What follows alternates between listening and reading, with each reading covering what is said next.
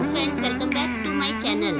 आज का एपिसोड देखने से पहले आप बैड गर्लफ्रेंड का फर्स्ट एपिसोड जरूर देख लें, जिसका लिंक मैंने डिस्क्रिप्शन बॉक्स में दे दिया है। तो चलिए कहानी की शुरुआत करते हैं। कहानी में आगे हम देखते हैं कि जीसू अपनी टीम के साथ क्लाइंट्स को अपने प्रोडक्ट की प्रेजेंटेशन देती है। सब कुछ अच्छा चल रहा होता है, लेकिन तभी येनवू से प्रोजेक्ट फाइल डिलीट हो जाती है। सारी टीम पैनिक हो जाती है, लेकिन जीसू के पास उस फाइल की कॉपी रहती है, तो वो वूस्योक से कहकर अपनी पेन ड्राइव मंगाती है और तब तक वो क्लाइंट्स को प्रोडक्ट के बारे में बताती है। वूस्योक पेन ड्राइव लाकर येनवू को देता है और फिर सारी प्रेजेंटेशन ठीक से निपट जाती है। जीसू की टीम अब चैन की सांस लेती है और तेहो चुपचाप बैठा ये सब देखता रहता है। बाद में येनवू जीसू से अपनी गलती के लिए माफी मांगती है। जीसू कहती है कि ऐसा हो जाता है, मेरी भी गलती थी जो मैंने सब दोबारा चेक नहीं किया था। हाइन भी येनवू को समझाती है कि कई बार हड़बड़ी में ऐसा हो जाता है। येनवू अभी भी सैड होती है, तो जीसू उसे कहती है कि तुमने भी प्रोजेक्ट में बहुत मेहनत की है, तुम्हारी हेल्प के बिना मैं भी प्रेजेंटेशन नहीं दे पाती। हाइन भी जीसू की बात का सपोर्ट करती है। ये सुनकर येनवू सैंटी हो जाती है। वो लोग बातें कर रहे होते हैं कि तभी तेहो वहाँ आता है। वो येनवू पर गुस्सा होता है, लेकिन जीसू ये कहकर सारा ब्लेम खुद पर ले लेती है कि मैं टीम लीडर हूँ, तो सारी गलती मेरी है। फिर वो तेहो से माफी मांगती है। तेहो सबको बाहर जाने के लिए कहता है। फिर तेहो जीसू से कहता है कि तुम्हें तो पता ही है कि ये प्रोजेक्ट हमारे लिए कितना जरूरी है। वो कहती है कि ये मुझे पता है, लेकिन हमारे ना चाहते हुए भी कई बार हमसे गलतियाँ हो जाती है। फिर वो उठकर तेहो को हक करती है। तेहो कहता है कि हम जल्दी ही कॉन्ट्रैक्ट साइन कर लेंगे, तुमने आज काफी अच्छा काम किया। वो कहती है कि ये सब तुम्हारे सपोर्ट की वजह से ही हुआ है। जीसू फिर से उसे कस के हक करती है। वो कहता है कि अगर किसी ने हमें ऐसे देख लिया तो। जीसू कहती है कि अभी तो यहाँ कोई भी नहीं है। तभी किसी के आने की आवाज सुनकर दोनों अलग हो जाते हैं। इवनिंग में दोनों कार में बैठे होते हैं। तेहो कहता है कि एक बार कॉन्ट्रैक्ट साइन होने के बाद हमें ऐसे मिलने का टाइम नहीं मिलेगा। जीसू कहती है कि बस 2 महीने की ही तो बात है। तभी जीसू का फोन बजने लगता है। तेहो के देखने पर वो कहती है कि ये स्पैम कॉल है। जब दोबारा फोन बजने पर भी वो फोन नहीं उठाती, तो तेहो उसे कॉल उठाने के लिए कहता है। वो उसे कहती है कि ये कॉल इतनी जरूरी नहीं है। वो जाने वाली होती है, तो तेहो उसे रोकता है और फिर वो दोनों किस करते हैं। अलग होने के थोड़ी देर बाद वो दोनों फिर से डीपली किस करने लगते हैं। तेहो उसके साथ रात बिताना चाहता है, लेकिन जीसू उसे ये कहकर मना कर देती है कि कल हमें काम पर भी जाना है और इस प्रोजेक्ट की वजह से मैं पिछले कुछ दिनों से अपना रूम भी साफ नहीं कर पाई।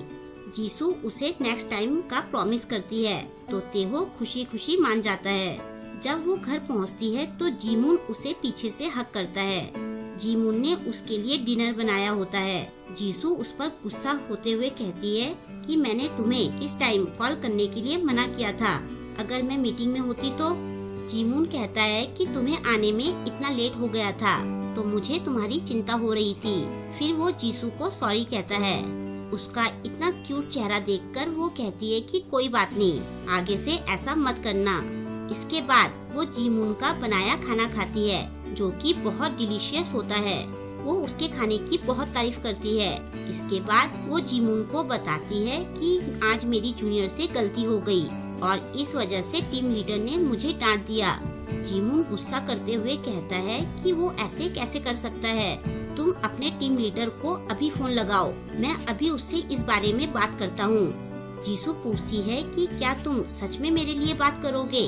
वो कहता है हाँ, तुम कॉल तो लगाओ। जीसू कॉल लगाती है। ये देखकर जीमून टेंशन में आ जाता है। वो कहता है कि मैं तो मजाक कर रहा था। जीसू फोन पर थोड़ी देर बात करके फोन जीमून को देती है। जीमून बड़ा डरते डरते बात करता है। वो कुछ भी नहीं कह पाता। ये देखकर जीसू हंसने लगती है। तब जीमून को पता चलता है कि उसका बेवकूफ बन गया है, क्योंकि जीसू ने तो किसी को भी कॉल नहीं की थी। वो कहता है कि तुमने तो मुझे डरा दिया था। तभी तेहो का मैसेज आता है, तो जीसू जीमून से अपना मोबाइल छीन लेती है। जब जीमून उससे मैसेज के बारे में पूछता है तो वो कहती है कि मेरा एक अर्जेंट मैसेज आया था। थोड़ी देर बाद जीमून घर जाने लगता है। जाने से पहले वो जीसू से कहता है कि मेरे पास तुम्हारे लिए एक गिफ्ट है। जब जीसू गिफ्ट के बारे में पूछती है तो वो उसके कान में कहता है कि ये एक सीक्रेट है। इसके बाद वो उसे किस करके चला जाता है। उसके जाने के बाद जीसू आहें भरकर कहती है कि ये सच में बहुत क्यूट है। रात को जीसू को उसकी फ्रेंड मिंजी की कॉल आती है। वो उसे दो बॉयफ्रेंड रखने के लिए डांटती है। मिंजी कहती है कि तुम पहले की तरह एक लड़के को डेट क्यों नहीं कर रही हो। जीसू कहती है कि मुझे दोनों ही बहुत ज्यादा पसंद है। मैं दोनों में से किसी एक को भी नहीं छोड़ना चाहती हूँ। मिंजी उसे वार्निंग देते हुए कहती है कि अगर तुम नहीं सुधरी तो एक दिन तुम बहुत बड़ी मुसीबत में पड़ोगी। जीसू कहती है कि मैं नहीं फंसने वाली हूँ। उन दोनों की एज में डिफरेंस है। ना तो वो एक दूसरे को जानते हैं, ना ही साथ में काम करते हैं, तो मुझे टेंशन लेने की कोई जरूरत नहीं है। और अगर मैं कभी पकड़ी भी गई तो मैं दोनों से ब्रेकअप कर लूंगी। इसके बाद नेक्स्ट डे जीसू ऑफिस के लिए जाती है। सुबह से उसका दिन काफी अच्छा जा रहा होता है। उसे अपना खोया हुआ इयररिंग मिल जाता है। ट्रैफिक पर पहुंचते ही उसके लिए ग्रीन सिग्नल हो जाता है। और तो और उसे आज उसकी फेवरेट कुकी भी मिल जाती है जो और दिन खत्म हो जाती थी। वो ये सोचकर खुश होती है कि आज तो मेरा लकी डे है। ऑफिस पहुंचकर वो देखती है कि सारा ऑफिस किसी नए एम्प्लॉय का वेलकम कर रहे होते हैं। उस नए एम्प्लॉय का फेस देखकर जीसू के चेहरे का रंग उड़ जाता है, क्योंकि वो नया एम्प्लॉय कोई और नहीं बल्कि जीमून होता है। उसके हाथों से कुकी गिर जाती है और वो खुद से कहती है लग गई बात। तेहो जीमून का इंट्रोडक्शन उससे कराते हुए कहता है कि ये हमारी टीम का नया मेंबर है जो हमें एज अ डिजाइनर ज्वाइन करेगा। जीमून उसके पास आकर उससे हाथ मिलाता है। हाइन जीमून से कहती है कि चलो मैं तुम्हें ऑफिस का कैफे दिखाती हूँ। तो जीसू कहती है कि मैं इसे कैफे दिखा दूंगी। ये कहकर वो जीमून को अपने साथ ले जाती है। जीसू अकेले में उसे ले जाकर पूछती है कि तुम यहाँ क्या कर रहे हो। वो कहता है कि मैंने कल तुम्हें कहा तो था कि मेरे पास तुम्हारे लिए एक गिफ्ट है। जीसू याद करके कहती है क्या वो गिफ्ट तुम हो। जीमून कहता है कि मैंने बहुत सारी कंपनीज में अपना रिज्यूम भेजा था और तुम्हारी कंपनी ने मेरा काम देखकर मुझे बुला लिया। वो कहता है कि लगता है भगवान भी हमें एक साथ देखना चाहते हैं। ये सब सुनकर जीसू का मुंह खुला का खुला रह जाता है। बेचारी को जबरदस्ती हंसना पड़ता है। वो जीमून को उनके रिलेशनशिप के बारे में कंपनी में किसी को भी बताने से मना करती है।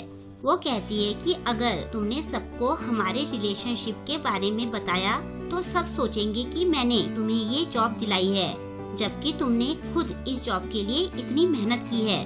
बेचारा जीमून उसकी बातों में आ जाता है और कहता है कि मैं हमारे रिलेशनशिप के बारे में किसी को भी नहीं बताऊंगा। फिर वो जीसू को बताता है कि अभी मैंने कंपनी के साथ कॉन्ट्रैक्ट साइन नहीं किया है। ये सुनकर जीसू खुश हो जाती है। वो जीमून को डराने की कोशिश करती है कि ये प्रोजेक्ट बहुत बड़ा है और तुम्हारा तो ये पहला प्रोजेक्ट है, तुम पर बहुत प्रेशर आ जाएगा, तुम किसी छोटे प्रोजेक्ट से ट्राई करके देखो। लेकिन जीमून कहता है कि मुझे अपने काम पर पूरा भरोसा है, मैं पूरी तरह से कॉन्फिडेंट हूँ। वो फिर से उसे जॉब चेंज करने के लिए मनाने की कोशिश करती है, लेकिन जीमून भी उसके साथ काम करने की जिद पर अड़ा रहता है। बाद में जीमून सबको अपने काम की प्रेजेंटेशन देता है और प्रोजेक्ट से जुड़े सारे लोग उसकी बहुत तारीफ करते हैं। तेहो को भी उसका काम बहुत पसंद आता है, लेकिन जीसू तो अपनी ही उलझनों में खोई रहती है। मीटिंग खत्म होने के बाद जीसू तेहो से कहती है कि आजकल तुम पूरे ऑफिस का काम खुद देख रहे हो, तुम पर वर्कलोड बढ़ता जा रहा है, ऐसे तो तुम्हारी तबीयत खराब हो जाएगी। तुम किसी और को ये प्रोजेक्ट हैंडल करने के लिए क्यों नहीं दे देते। जीसू अब तेहो को प्रोजेक्ट से हटाने की सोचने लगती है ताकि उसके पकड़े जाने के चांसेस कम हो जाए, लेकिन तेहो ये कहकर प्रोजेक्ट छोड़ने से मना कर देता है कि मैंने इस प्रोजेक्ट के लिए बहुत मेहनत की है। बेचारी जीसू फिर से अपने प्लान में फेल हो जाती है। तभी उसे जीमून के कॉन्ट्रैक्ट ना साइन करने वाली बात ध्यान आती है। वो तेहो से कहती है कि क्या एक नए और इनएक्सपीरियंस्ड बंदे को इस प्रोजेक्ट के लिए रखना ठीक होगा। तेहो कहता है कि नए होने से कोई फर्क नहीं पड़ता। जीमून का काम बहुत अच्छा है और उसका स्टाइल भी यूनिक है। हमें इस प्रोजेक्ट के लिए ऐसे ही किसी बंदे की जरूरत थी। हर तरफ से हारकर जीसू परेशान हो जाती है। बाद में वो ह्यूनवू को सारी बातें बताती है। ह्यूनवू कहता है कि मैंने तो तुम्हें पहले ही कहा था कि एक दिन तुम पूरी तरह से फंसोगी। वैसे अब तुम क्या करोगी? वो कहती है कि मैंने उन दोनों को डेट करने के लिए बहुत मेहनत की है। मैं उन दोनों में से किसी को भी नहीं छोड़ना चाहती हूँ और ना ही मैं जॉब छोड़ना चाहती हूँ। ह्यूनवू उसे कहता है कि तुम बहुत लालची हो। वो कहती है कि मैंने उन दोनों को प्रोजेक्ट से अलग करने की भी कोशिश की, लेकिन वो दोनों ही बहुत ढीठ हैं। ह्यूनवू उससे उसका आगे का प्लान पूछता है। वो कहती है कि मुझे बस 2 महीनों तक पकड़े जाने से बचना है। वो कहता है कि तुम उन दोनों में से किसी एक से ब्रेकअप कर लो। जीसू कहती है कि अब हम सबने एक साथ काम करना है, तो अगर उन दोनों में से किसी एक से भी मैं ब्रेकअप करती हूँ तो इससे हमारे साथ में काम करने पर फर्क पड़ेगा। वो सोचकर कहता है, कह तो तुम सही रही हो। फिर वो आगे कहता है, तुम्हें तो कॉमिक्स पढ़ने की भी जरूरत नहीं है। तुम्हारी खुद की लाइफ इतनी एक्साइटिंग हो रखी है। अगर आगे कुछ नया होता है तो तुरंत मुझे बताना। अगर तुम्हारे साथ कुछ मजेदार हुआ तो बदले में मैं तुम्हें मजेदार किस्से सुनाने के रुपए भी दूंगा। जीसू कहती है कि मुझे पता नहीं क्यों ये सोचकर ही डर लग रहा है कि मैं तुमसे बहुत सारे रुपए कमाने वाली हूँ। मुझे लग रहा है कि आगे कुछ न कुछ तो जरूर होने वाला है। नेक्स्ट डे उनके प्रोजेक्ट से जुड़े सारे लोग ड्रिंक करने जाते हैं। येनवू जीमून से पूछती है कि तुम कहाँ रहते हो। जीमून अपने एरिया का नाम बताता है। वो कहता है कि मेरी गर्लफ्रेंड भी उसी एरिया में रहती है। ये सुनकर जीसू को खांसी आ जाती है। तभी येनवू कहती है कि जीसू भी तो उसी एरिया में रहती है। क्या तुम दोनों पहले कभी मिले हो? जीसू कहती है कि वो एरिया तो काफी बड़ा है। जीमून भी अनजान बनते हुए जीसू से कहता है कि क्या तुम भी उसी एरिया में रहती हो?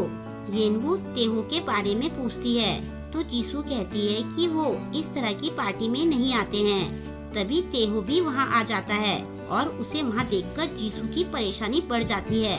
तेहो आकर जीसू के पास बैठ जाता है। अब सीन कुछ ऐसा हो जाता है कि जीसू अपने दोनों बॉयफ्रेंड्स के बीच में बैठी होती है। जीमून तेहो की तारीफों के पुल बांधना शुरू कर देता है। वो कहता है कि आगे जाकर मैं भी आपकी तरह बनना चाहता हूँ। तेहो उसकी बात के लिए उसे थैंक्स कहता है। उन दोनों को ज्यादा फ्रेंडली होता देखकर जीसू बीच में ही बात काट देती है। वो सब बातें करने लगते हैं। तभी तेहो साइड से जीसू का हाथ पकड़ लेता है। जीसू की हालत देखने लायक होती है। बेचारी की किस्मत आज कुछ ज्यादा ही खराब होती है, क्योंकि दूसरी तरफ से जीमून भी उसका हाथ पकड़ लेता है। तभी हाइन सबको चीयर्स करने के लिए कहती है।